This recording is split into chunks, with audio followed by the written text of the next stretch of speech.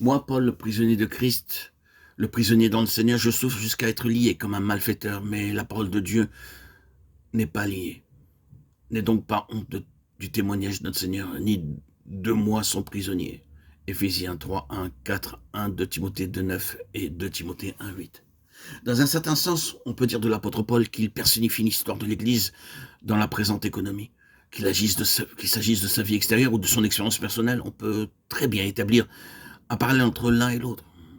Il semblerait même qu'il y ait là un principe divin et que dans la nouvelle création, ceux à qui une révélation spéciale a été confiée en viennent un jour à pouvoir dire « Je suis pour vous un signe » Ézéchiel 12, 11. Tant cette révélation s'incorpore à leur expérience, jusqu'à devenir une partie intégrante de leur histoire.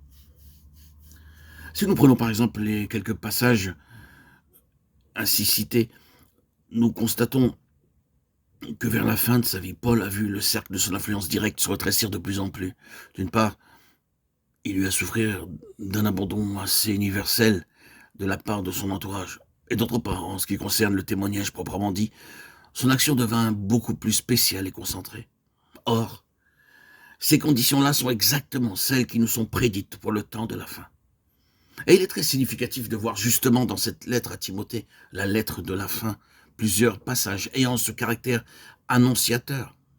Il se trouve donc que cette phrase « le prisonnier dans le Seigneur » est à la fois prophétique dans sa signification et merveilleusement suggestive des moyens que Dieu emploie dans sa souveraineté au temps de la fin. Nous constatons alors que l'instrument du témoignage qu'est Paul, cet instrument est limité dans ses mouvements, dans son action, de par la volonté de Dieu. Quand nous jetons un coup d'œil d'ensemble sur les incidents qui ont abouti au départ de Paul pour Rome comme prisonnier, quand nous lisons en particulier cette parole d'Agrippa, cet homme eût pu être relâché s'il n'en eût pas appelé à César, nous ne sommes pas loin de penser qu'il dut y avoir dans toutes ces circonstances des erreurs, des accidents, sans lesquels l'issue eût peut-être été différente. Qui sait si la justice romaine n'eût pas desserré son emprise, et si le mystère de l'apôtre, encore plein de promesses, ne se fût pas développé vers de nouveaux horizons. Ces pensées-là viennent spontanément à l'esprit quand on regarde les choses de près.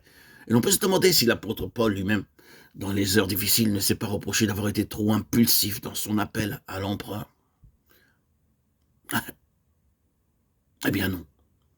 Au fur et à mesure qu'il allait de l'avant, aux écoutes de ce que le Seigneur pouvait lui dire, percevant sa voix de temps en temps, qui lui donnait l'explication des choses, bientôt la vraie nature de sa situation devint parfaitement claire pour lui.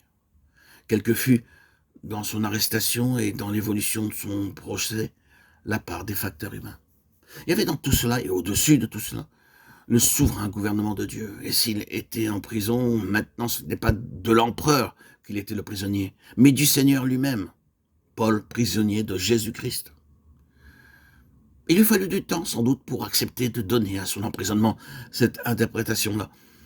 Il ne voyait probablement pas très bien ce qu'elle lui réservait, ces chaînes que le Seigneur avait mises sur lui.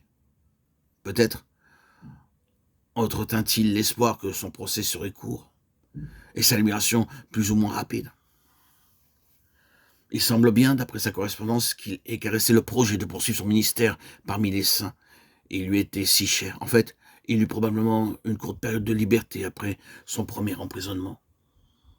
Pour finir, cependant, il accepte de bon gré ce qui lui apparaît toujours plus clairement comme étant la volonté de Dieu. Et il se rend compte, quoique lentement et sans doute par étapes successives, que c'est dans l'intérêt supérieur du corps de Christ qu'il doit passer par cette épreuve. Ainsi en est-il pour le peuple de Dieu, quand l'heure sonne pour lui d'envisager la dernière étape de sa vie spirituelle. Car la révélation de Jésus-Christ n'est pas simplement une question de salut personnel, elle comporte des développements, des aboutissements qui font intervenir le plan éternel de Dieu et qui dépassent infiniment la simple préoccupation d'échapper à la perdition.